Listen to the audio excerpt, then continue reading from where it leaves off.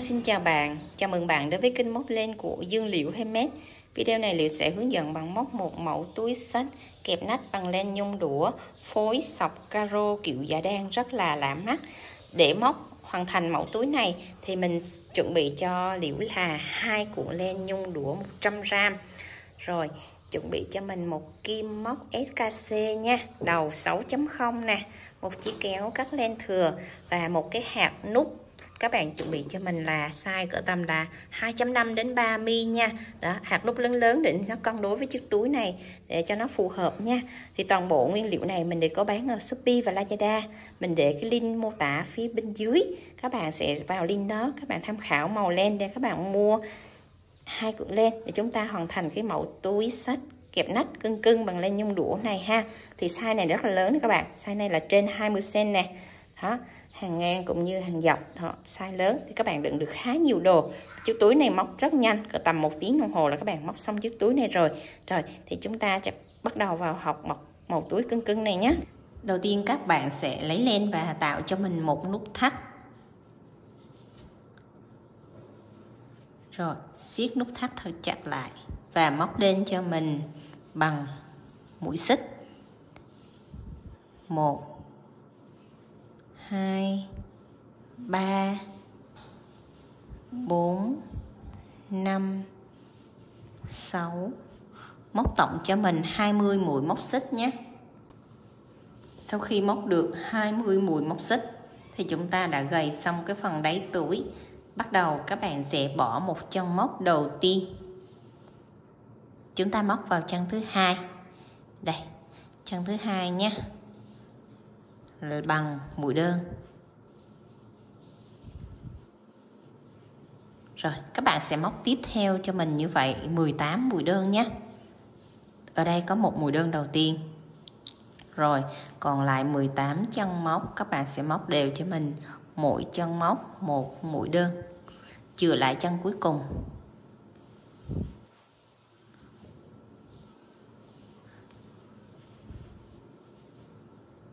Rồi, chúng ta cứ móc đều như vậy nha. Mỗi chân móc một mũi đơn. Mình sẽ móc đến chân gần cuối, mình chừa lại một chân cuối nha. Rồi mình đã móc đến chân thứ 18. Rồi, chân thứ 19 này chúng ta sẽ móc vào đây 3 mũi đơn và chung một chân móc, một mũi nè. 2 mũi. 3 mũi. Rồi lúc này mình sẽ bo cái phần túi này tròn lại là chúng ta sẽ móc đều 18 chân móc tương xứng với bên này. Đó, chúng ta sẽ móc đều mỗi chân móc một mũi đơn quay lại nha. Rồi bắt đầu các bạn sẽ quay lại cho mình ở chân móc này. Bỏ cái chân đò cuối này nè là chúng ta không móc nữa. Bây giờ chúng ta sẽ móc tiếp theo qua bên này nha. Mỗi chân móc các bạn sẽ móc đều một mũi đơn. 1 nè. 2. Đó, các bạn cứ móc liên tiếp như vậy cho mình nhé. 3 4. Rồi mình sẽ gặp các bạn sau khi các bạn móc xong đến chân gần cuối, chừa lại chân cuối nha các bạn. Rồi đến chân cuối này chúng ta sẽ móc vào đây 2 mũi đơn cho nó đối xứng 2 mũi đơn bên này. Đó, là chúng ta sẽ có 2 mũi đơn, 3 mũi đơn góc bên này nó sẽ bằng với 3 mũi đơn bên này để chúng ta tạo phần gáy túi nha. 1 mũi đơn nè, 2 mũi đơn với một mũi xích ở góc bên này nữa là tạo thành 3 mũi đơn ở cái phần góc cuối. Rồi chúng ta sẽ kết hàng lại bằng một mũi dời vào trong móc đầu tiên này. Trong móc đầu tiên của mũi đơn góc bên này đó các bạn. Đó là chúng ta đã xong cái phần đáy túi nha. Rồi bắt đầu chúng ta lên phần thành túi nè. Các bạn móc lên cho mình 1 xích, 2 xích, móc vào chân đầu tiên này một mũi kép. Đó, ngay tại chân móc mà chúng ta lên xích đó các bạn, móc vào đây một mũi kép. Rồi các bạn lặp lại các bước tương tự như vậy đó. Mỗi chân móc các bạn cũng móc một mũi kép đều như vậy nhé. Đó là tổng mũi kép ở hàng thứ hai này là chúng ta sẽ có tổng là 40 mũi kép các bạn nhé. Rồi các bạn cứ móc tiếp tục như vậy cho mình đến hết hàng. Đó, mỗi trong móc một mũi kép. Ở cái phần bo góc này cũng là bằng mũi kép nè, trong một mũi kép, và chúng ta gặp nhau ở chân cuối này sau khi các bạn đã móc xong hàng thứ hai nhé.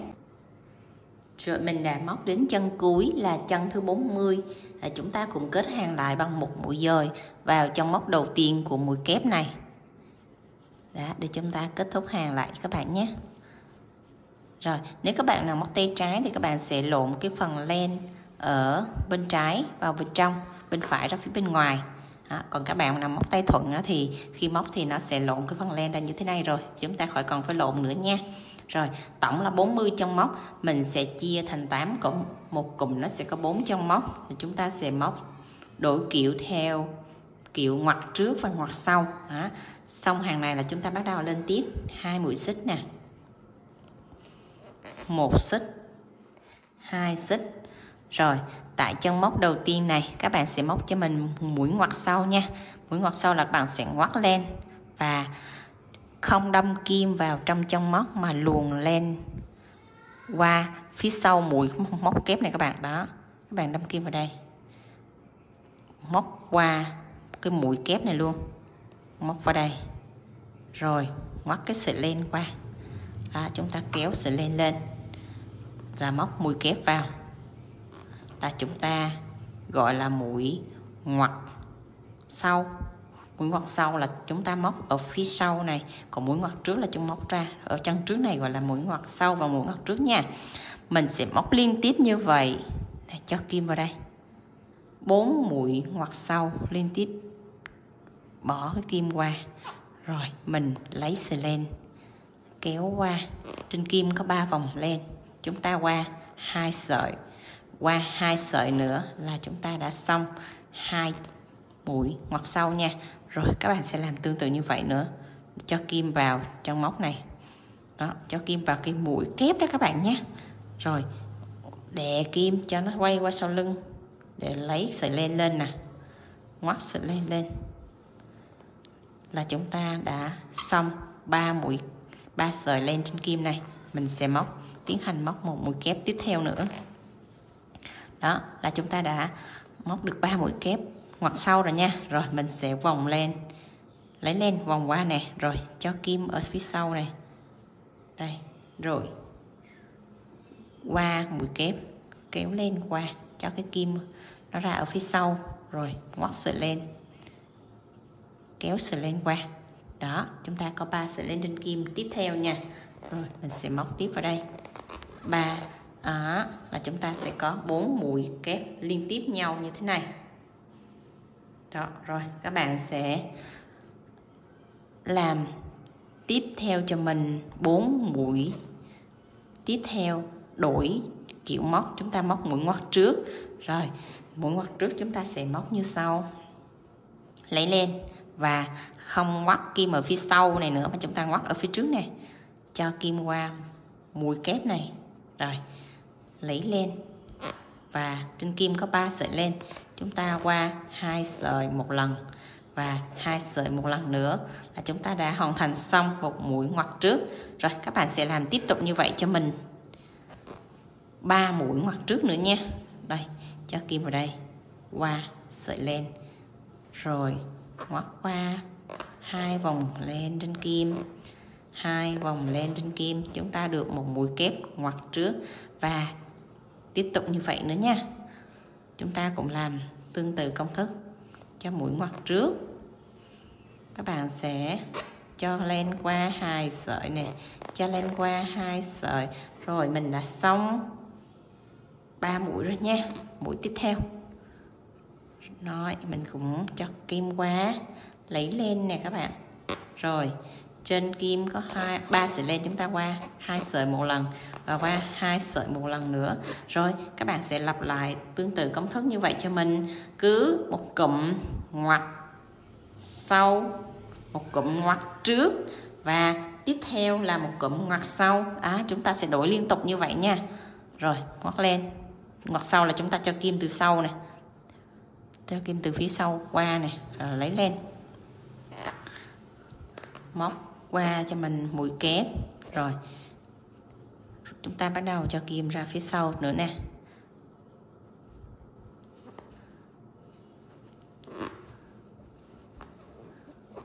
Đó, chúng ta được tiếp mũi ngoặt sau. Rồi các bạn cứ làm tương tự như vậy cho mình nhé.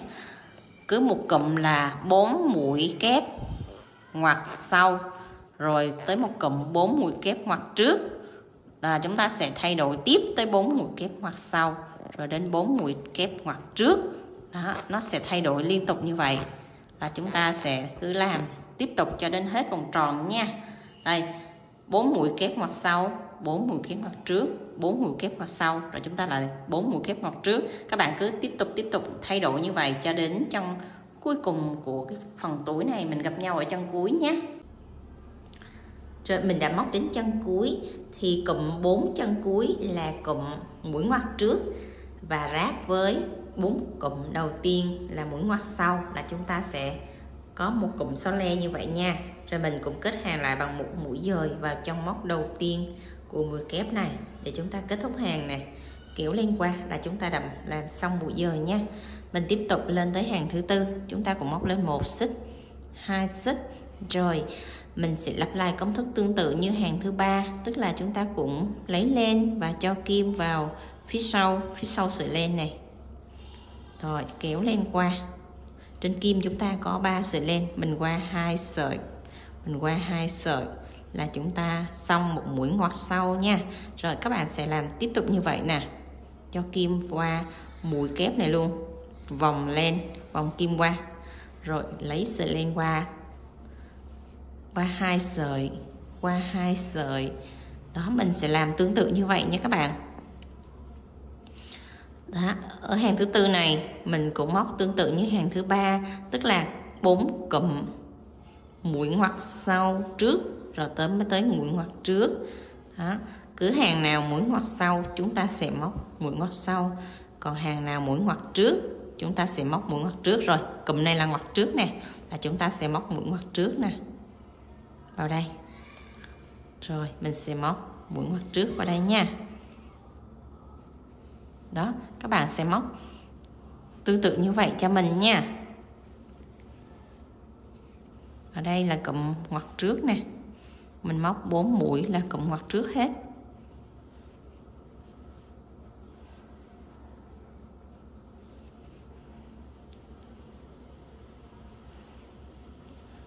Đó, mũi ngoặt trước các bạn cứ cho kim vào rồi lấy lên, nó sẽ dễ hơn mũi ngoặt sau chút xíu. Rồi các bạn sẽ làm tương tự công thức như vậy cho mình nha, lặp lại y chang như hàng thứ ba, cụm ngoặt trước, ngoặt sau, ngoặt trước, ngoặt sau. Đó, các bạn cứ làm liên tục như vậy cho mình ha. Mình gặp nhau ở chân cuối này nha các bạn. Rồi mình đã móc đến chân cuối, chúng ta cũng kết hàng lại bằng một mũi dời vào trong móc đầu tiên của mũi kép này các bạn nhé. Kéo lên qua. Rồi mình đã hoàn thành xong đến hàng thứ tư. Rồi bắt đầu đến hàng thứ 5 thì chúng ta cũng lên 2 mũi móc xích nè, 1, 2, và hàng thứ 5, thứ 6 mình sẽ đổi công thức móc như sau. Ở hàng thứ tư chúng ta móc cụm này là cụm ngoặt sau, thì hàng thứ 5 và thứ 6 chúng ta sẽ móc ở cụm này là cụm ngoặt trước. Thì tương ứng với đây cụm ngoặt trước thì cái cụm này chúng ta sẽ đổi lại ngoặt sau để cho nó có cái kiểu so le đấy các bạn. Rồi chúng ta sẽ móc ở đây cụm ngoặt trước nha.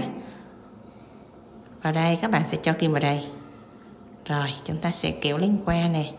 Đó là chúng ta đã móc xong một trong móc ở mũi ngoặt trước. Đó, các bạn sẽ làm tương tự như vậy cho mình nha. Rồi cứ cụm nào ngoặt sau thì chúng ta sẽ đổi là ngoặt trước, cụm nào ngoặt trước chúng ta sẽ đổi qua móc ngoặt sau để nó tạo thành cái kiểu túi so le của caro đó các bạn. Rồi xong cụm ngoặt trước chúng ta có 4 trong móc rồi. Ở đây cụm trước chúng ta sẽ đổi sang là cụm sau, thì móc cụm sau các bạn sẽ móc như sau. Đây các bạn sẽ cho kim vào phía sau nha, cho kim vào phía sau, vòng len qua, rồi chúng ta sẽ lũy lên. Đó, các bạn cũng làm tương tự như vậy nha. Làm 4 chân móc. Ở mũi này là mũi ngoặt sau hết. Rồi, các bạn cứ móc tiếp tục như vậy cho mình đến hết hàng nha. Tức là mỗi một cụm ngoặt trước ở hàng dưới, chúng ta sẽ đổi qua cụm ngoặt sau ở hàng trên. Rồi, các bạn cứ móc tiếp tục như vậy cho mình. Là chúng ta sẽ có hàng thứ 5 và thứ 6 là nó sẽ giống công thức với nhau. Hàng thứ 7 và hàng thứ 8 chúng ta sẽ lặp lại công thức giống như hàng thứ 3 và hàng thứ 4.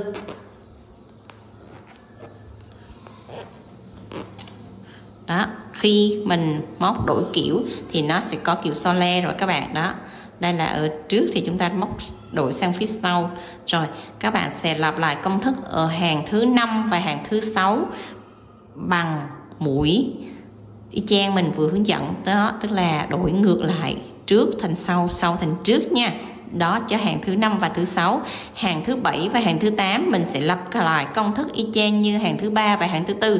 Tức là hàng thứ 3 và hàng thứ 4, đoạn gốc này là mũi ngoặt sau thì các bạn sẽ móc cho hàng thứ 7 và thứ 8 mũi ngoặt sau. Ở cụm này của hàng thứ 3 và hàng thứ 4 mũi ngoặt trước thì hàng thứ 7 và hàng thứ 8 các bạn sẽ móc mũi ngoặt trước để nó tạo kiểu so le như vậy nha. Mình sẽ gặp lại các bạn sau khi các bạn móc xong hàng thứ 8.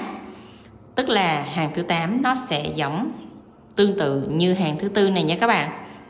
Rồi, mình sẽ gặp lại sau khi các bạn móc xong hàng thứ 8 nha. Mình đã móc xong đến hàng thứ 8 thì chúng ta sẽ có hoa văn họa tiết hình caro này, các bạn để ý thấy ha. Cụm hoa văn nổi thì nó sẽ ngoặt trước thì nó sẽ nổi lên, ngoặt sau thì nó sẽ cộm xuống dưới như thế này. Nó có hoa văn nó xen kẽ nhau như vậy ha. Đó, từ hàng thứ 4 nè, hàng thứ 4 các bạn để ý hai cụm ngoặt trước, rồi đến hàng thứ 5, thứ 6 nó sẽ là hai cụm ngoặt sau, hàng thứ 7, thứ 8 nó là hai cụm ngoặt trước. Đó, các bạn sẽ cho caro là 2 hàng, một caro là 2 hàng để cho nó có cái sự phối hợp với nhau, nó tạo thành chiếc túi nhìn nó giống như là mình kiểu đan nông mốt vậy đó, nhưng mà đó là thành kiểu móc. Đó, các bạn sẽ hình dung ha. Hàng 3, 4 móc giống nhau, hàng 5, 6 móc giống nhau, và hàng 7, 8 sẽ móc giống như hàng 3, 4. Đó, 2 hàng, 2 hàng, 2 hàng. Rồi bắt đầu chúng ta lên tới hàng thứ 9. Hàng thứ 9 thì các bạn cũng móc lên cho mình 2 mũi xích nhé. 1, 2. Hàng thứ 9 này chúng ta sẽ móc khác so với hàng thứ 8. Tức là hàng thứ 9 ở đây là mũi ngoặt sau thì chúng ta sẽ móc ngược lại, nó là thành mũi ngoặt trước. Đó, thì các bạn cho 4 cụm ngoặt sau chuyển thành 4 cụm ngoặt trước, và 4 cụm ngoặt trước các bạn sẽ chuyển thành 4 cụm ngoặt sau nha, để cho nó đổi mũi móc ở hàng thứ 9.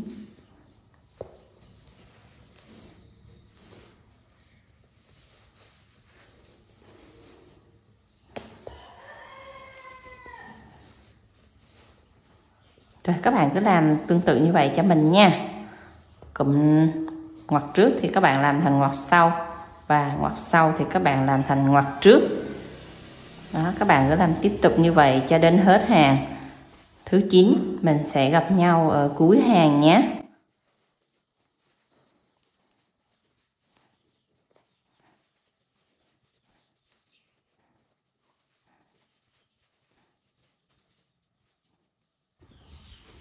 Rồi mình đã móc đến chân cuối cùng. Chúng ta cũng kết hàng lại bằng một mũi dời vào chân móc đầu tiên này để kết thúc hàng thứ 9.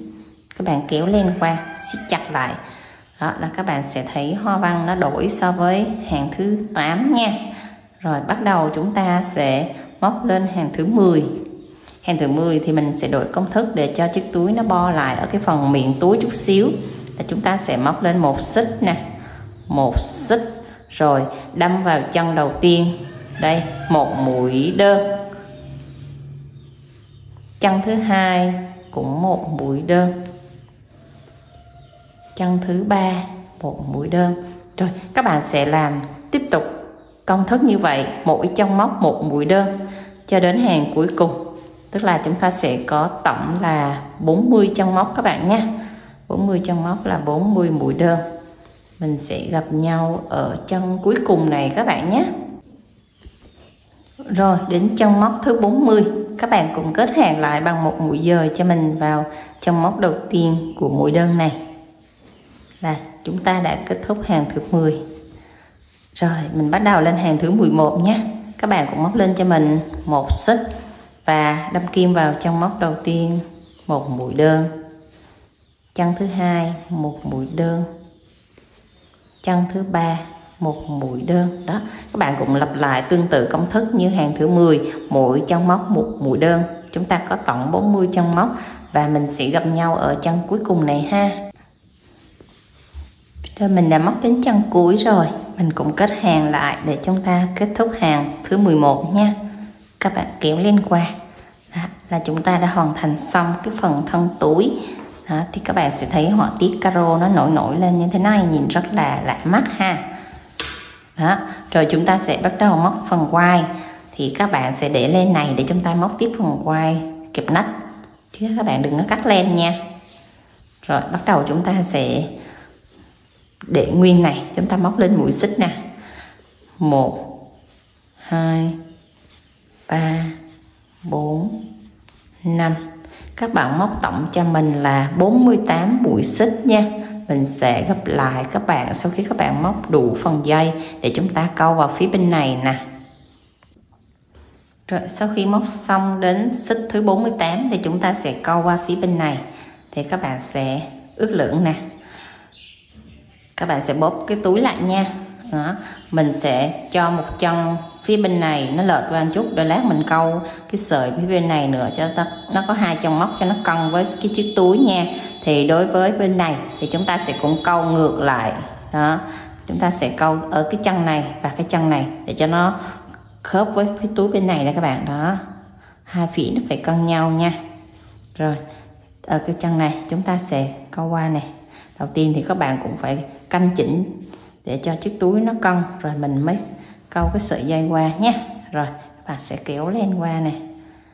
Đó, để nó có cái điểm tựa, rồi chúng ta sẽ bắt đầu móc tiếp cái phần dây lên nha. Rồi từ cái điểm này các bạn sẽ cắt ra hai xích, cắt ra hai chân móc. Đó, một chân móc chúng ta vừa câu một chân móc này và chúng ta sẽ móc vào chân thứ ba nè. Đây, các bạn kéo lên qua. Đó, các bạn sẽ dời qua hai mũi móc như vậy nha. Rồi chúng ta sẽ bắt đầu móc tiếp tới có một sợi dây. Thì khi các bạn câu, các bạn phải để ý cái sợi dây của chúng ta nó phải ở phía chiều thuận nha. Bên này chiều thuận nó quay qua bên ngoài thì bên này chiều thuận nó cũng quay qua bên ngoài, để cái sợi dây chúng ta khi đeo á là nó nằm ở phần thuận nha. Rồi các bạn quay phần len lại và chúng ta sẽ móc tiếp vào sợi dây này bằng mũi đơn. Rồi mình cũng lại móc mũi đơn vào trong sợi dây này nhé. Đó, các bạn sẽ móc lên cho mình một mũi đơn, hai mũi đơn, ba mũi đơn. Đó, các bạn cứ móc tiếp tục như vậy 48 mũi đơn. Rồi đó, khi móc mũi đơn là cái sợi dây của chúng ta nó to ra rồi. Rồi các bạn sẽ móc tiếp theo như vậy qua đến đầu bên này, rồi mình sẽ hướng dẫn các bạn ráp vào phía bên này các bạn nhé.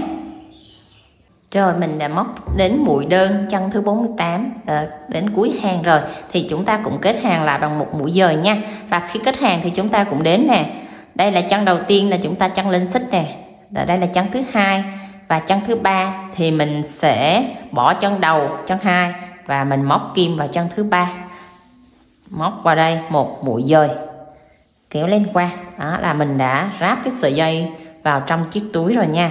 Rồi thì ở đây chúng ta mới móc một hàng đơn thôi, thì bên đây nó có 2 mép len nhưng bên đây nó chỉ có 1 mép len, thì chúng ta phải móc thêm một hàng đơn ở phía 1 mép len này nữa cho nó cân chiếc túi, là chúng ta sẽ có đi 2 hàng đơn để cho chiếc túi của mình cái sợi dây nó bự nha.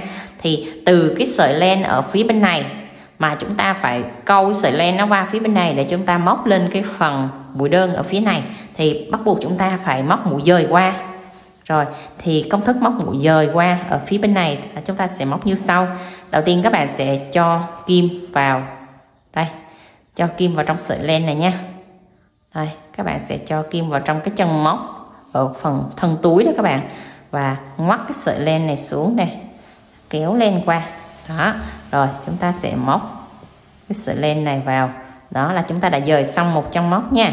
Rồi bắt đầu tới chân thứ hai thì chúng ta cũng cho kim vào trong thân túi này, kéo cái sợi len này xuống nè và ngoắt cái phần len này qua. Đó là chúng ta dời qua 2 chân móc, và tiếp tục mình dời tiếp tới chân thứ ba. Tại vì ở đây mình cách 3 chân móc cho nên mình phải dời lại 3 chân móc thì nó mới cân chiếc túi nha. Rồi chân thứ ba chúng ta cũng dời qua 1 chân móc nữa. Rồi sau khi các bạn dời xong 3 chân móc rồi thì chúng ta sẽ bắt đầu xoay phần dây lại, là chúng ta sẽ móc mũi đơn vào chân móc đầu tiên này. Đây. Đó. Rồi tiếp tục các bạn sẽ móc tương tự như vậy nha. Mỗi chân móc các bạn sẽ móc đều 1 mũi đơn. Đó là các bạn sẽ thấy sợi dây nó cân nha. Đó, mình vừa ráp vào túi mà mình vừa móc mũi đơn lên thì cái sợi dây của mình nó đã cân rồi. Thì các bạn sẽ móc tiếp tục như vậy cho mình nè, mỗi chân móc 1 mũi đơn nha. Mình gặp nhau ở cái phần cuối ở tiếp giáp với phía bên này các bạn nhé. Rồi mình đã móc đến chân cuối rồi thì chúng ta cùng kết hàng lại bằng 1 mũi dời vào chân móc thứ ba nha. Các bạn đếm nha, chân đầu tiên nè, chân thứ hai, chân thứ ba. Đó, để nó cân với phần quai phía bên kia thì chúng ta cũng móc phía bên này, kéo qua 1 mũi dời. Rồi các bạn siết thật chặt lại và mình sẽ cắt lên, là chúng ta đã móc xong phần quai. Rồi khi khâu thì các bạn dùng kim khâu len hoặc là kim móc nhỏ này các bạn khâu vào cũng được nè. Rồi thì chúng ta sẽ chốt 1 mũi ở đây cho cái sợi len này vòng qua và siết chặt lại. Đó, để cái phần mối nối của chúng ta nó không bị tuột nhé.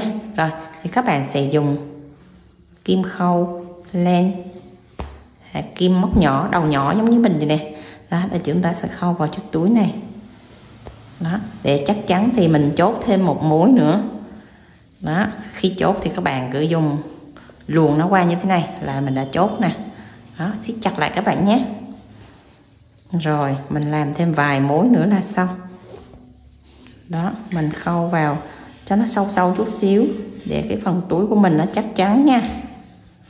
Đó, đến đây là mình thấy là chắc rồi, ổn rồi thì chúng ta sẽ cắt lên nè.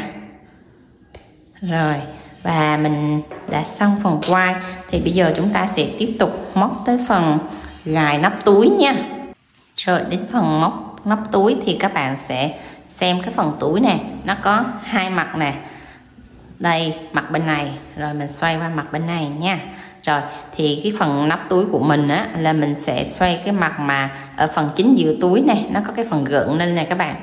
Đó thì các bạn sẽ xoay cái phần mà giữa túi, cái phần gợn nó nằm ở dưới và cái phần nắp nó sẽ nằm ở đây. Đó, nó nằm ở cái phần thõm xuống này các bạn. Đó, còn cái phần quai là mình sẽ đi móc từ cái phần mà nó cộm lên như thế này, là cái phần mà mình móc mũi ngoặt trước đó các bạn. Đó thì chúng ta sẽ móc tương ứng lên 4 chân móc. Đó các bạn sẽ tương ứng lên đây 4 chân móc nha. Đây 1 2 3 4. Rồi chúng ta sẽ móc 4 chân móc vào trong cái phần này. Rồi mình sẽ giỏng lên nè. Rồi các bạn cho kim vào đây. Rồi chúng ta sẽ móc lên và móc vào đây 1 mũi xích nha. Rồi đâm kim vào tại chân móc đó, móc cho mình 1 mũi đơn. 1 nè. Chân thứ hai 1 mũi đơn. 2. Chân thứ ba 1 mũi đơn. Chân thứ tư 1 mũi đơn.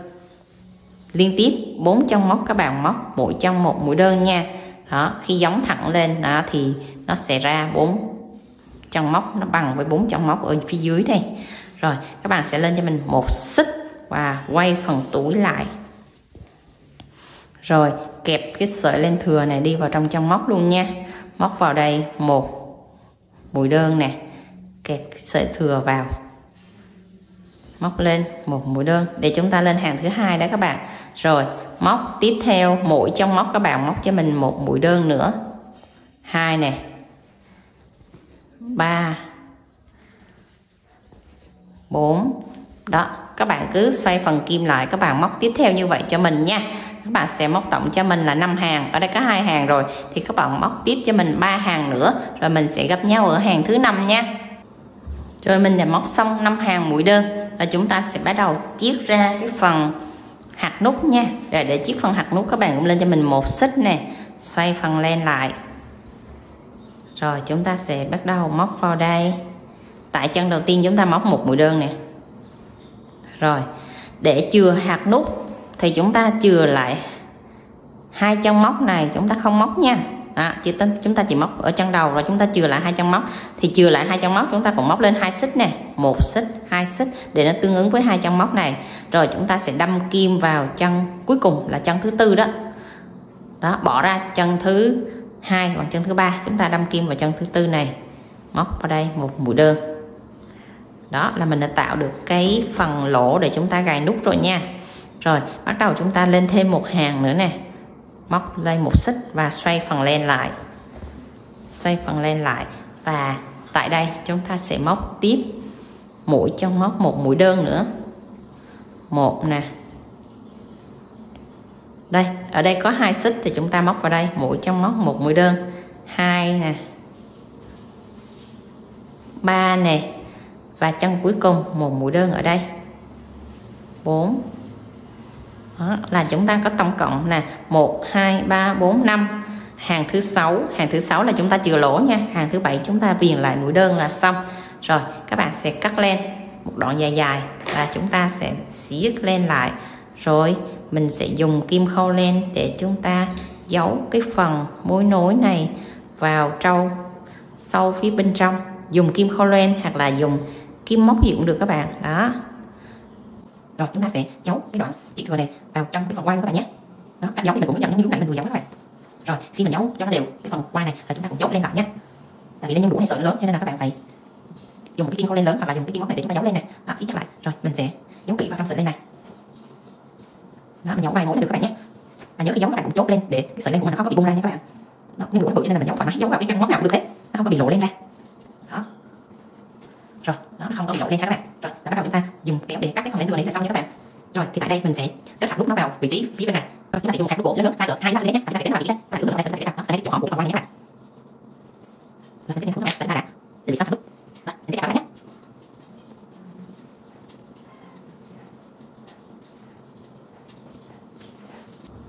Rồi mình sẽ gài cái phần quai gài này vào trong hạt nút này. Nếu các bạn dùng cái size lớn hơn thì các bạn chừa cái phần xích nên là 3 xích nha.